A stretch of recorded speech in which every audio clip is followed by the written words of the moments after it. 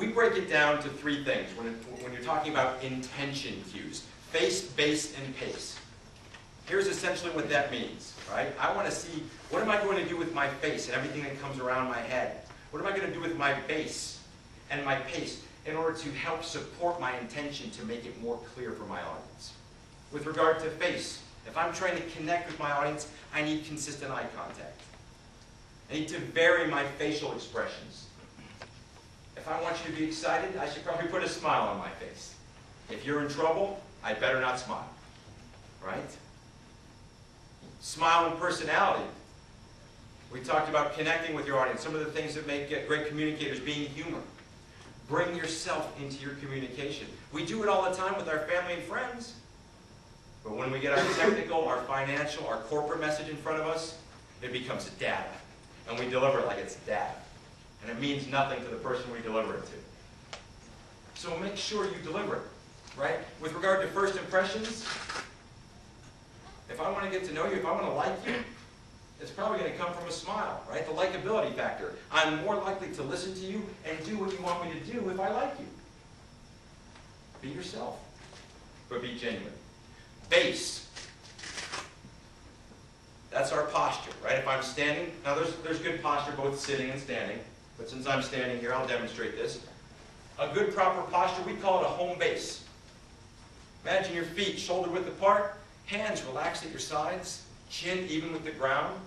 My pelvis is locked, so I'm not leaning over, not leaning back.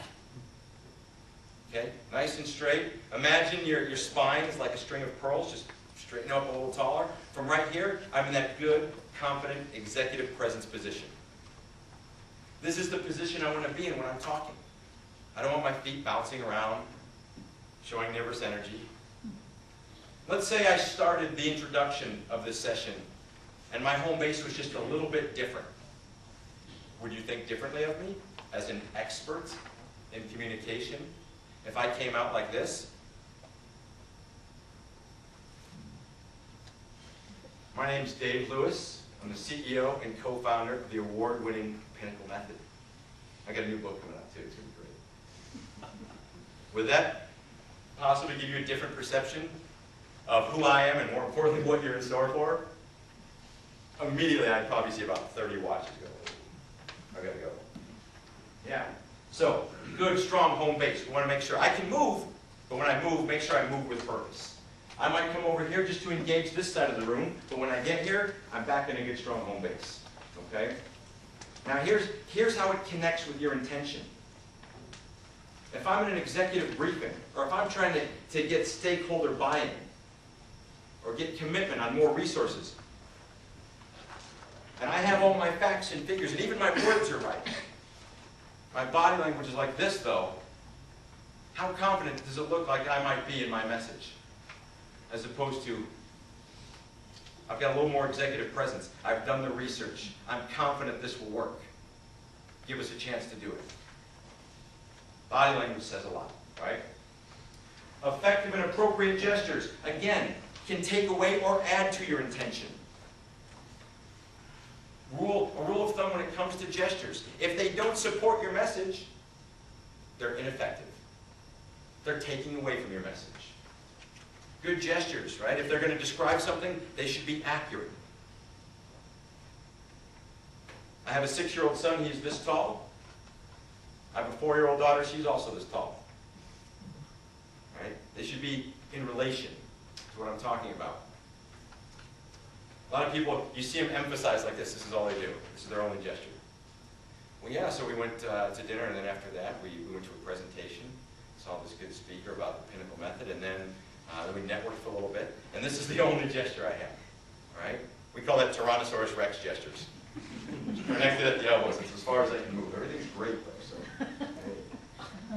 Also, rule of thumb when it comes to gestures, gestures below the waist are considered weak. Why is that? Because when you're speaking, imagine you're on a television, and everyone's looking into that television. Now you can use expansive gestures that go outside of that television, and imagine the camera pans back and it collects all of it. But if your speech is right here, and everything's going on, your facial expressions, your intent is all right here, and your hands are doing this, below the waist, you're suddenly taken out of this TV, because you're saying, wow, something interesting is going on down there. So if it's incongruent, what are you going to pay attention to? My body language first, my vocal delivery second, certainly not the words, right? So make sure those gestures support your intention. Purposeful movement, we just said that. When do you move with purpose? Yeah, it might be to engage a room. It might be to wake somebody up. Use my spatiality. It might be if there's a question, I want to give more personal attention. But when I move, when I get over here, get in that good, strong home base. Okay? Feet planted when still, we talked about that. This shows something completely different, right? And we do it all the time. A little nervous energy. Boom, get still, get planted, have that confident executive presence. So, with regard to pace, especially on the global scale, slow down your rate of speech.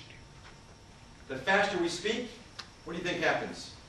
If I'm speaking too fast, I want to get to the next point. I'm always thinking about this other point. I got to get over here, but then I'm going to go there. If I forget something, like I'm going to gloss over it. Then I'm going to probably have and lots of ums and stuff, and then I'm going to forget something. Then there's going to be a question. I'm going to get way off track. I'm speaking so fast, I don't even know where I'm going. But then all of a sudden, I look back and realized I spoke so fast, I'm completely off track, and I didn't put any intention behind my message. So all that stuff I just threw out there, they don't even know what to do with it.